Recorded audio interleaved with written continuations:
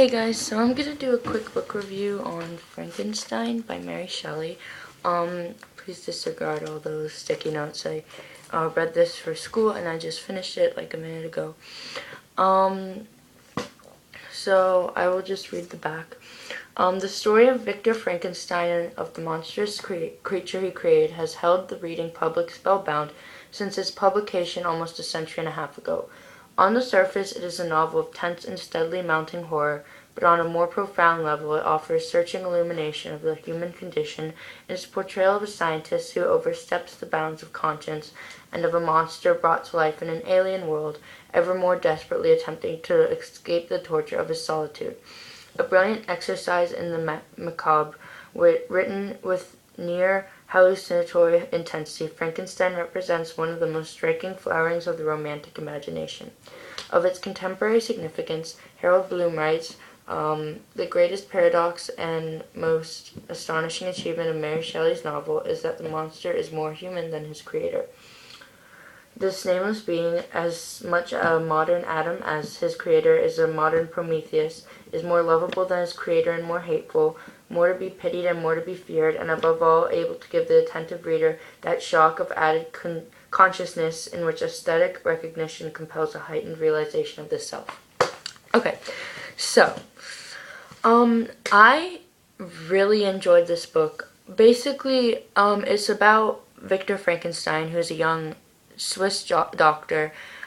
He's very bright, and he goes to university, and there he creates this being, this monster, his monster, who's never given a name, but he brings to life a human being.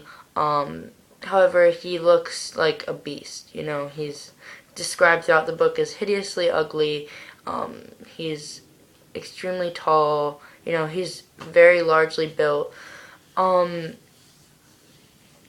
what happens is the monster starts out just wanting a friend. He wants to be accepted. He wants to show people that he's kind, show people that he's loving, and in return, he wants kindness and love. But people, as is true with society today, people are afraid of things they don't understand, and so everyone's immediate reaction is to fear him, is to attack him. So as this continues, as the novel progresses, the monster becomes less loving, less caring, and more evil, and he just hates humans, and he is just full of vengeance and rage. And eventually he meets up with Dr. Frankenstein again. He asks Frankenstein to give him a mate so he won't be lonely anymore. In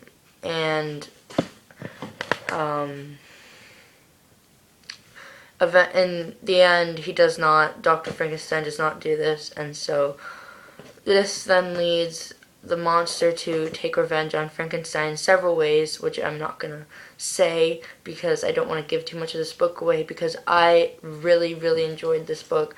I would say I loved it because I think it represents so much that's wrong with our society. The fact that, like I said before, people are afraid of things they don't understand, and so their immediate reaction or their immediate response to that is to, I guess, put up or to defend themselves, to react negatively.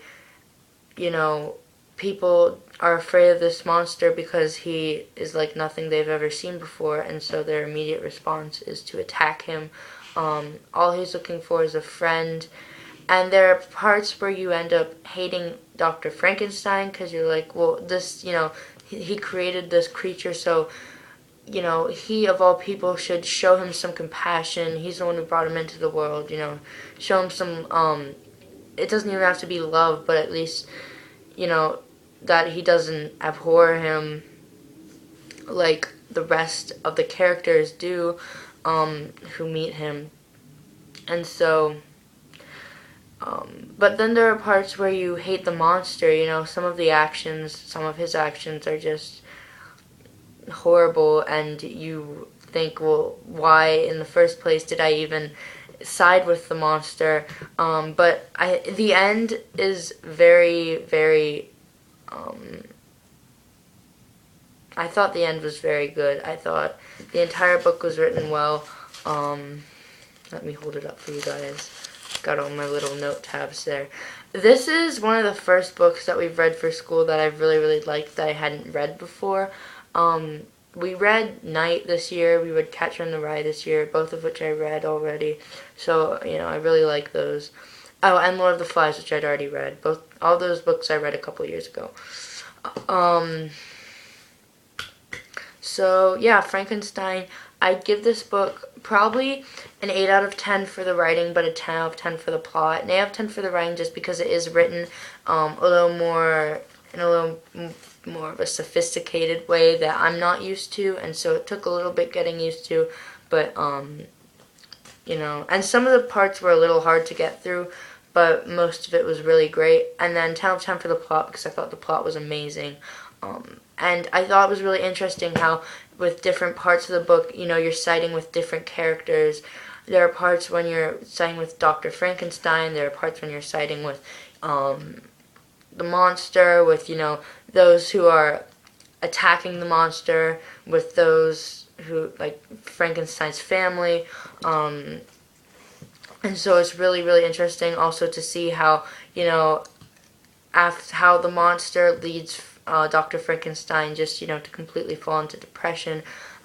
He causes, the monster wreaks havoc, on Frankenstein's life, but I think overall, the book has a lot of important messages.